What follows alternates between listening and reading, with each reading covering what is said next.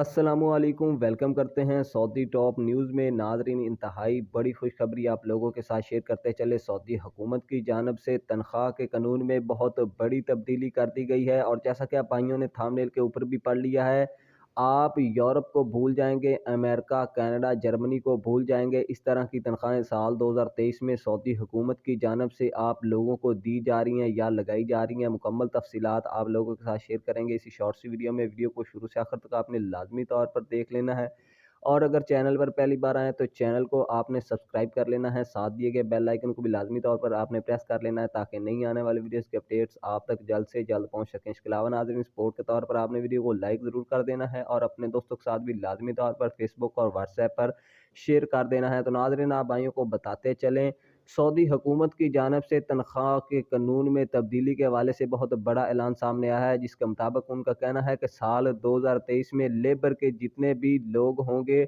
उनकी तनख्वाहों में 10% इजाफा किया जाएगा। और साथ ही साथ नाज़रीन, उनका ये कहना था कि जो तनख्वाह है अब आपको मंथली बेसिस पर नहीं बल्कि घंटों के हिसाब से मिलेगी। जितने घंटे आप काम करेंगे उतने घंटे आपके रियाल जो हैं वो बनते जाएंगे।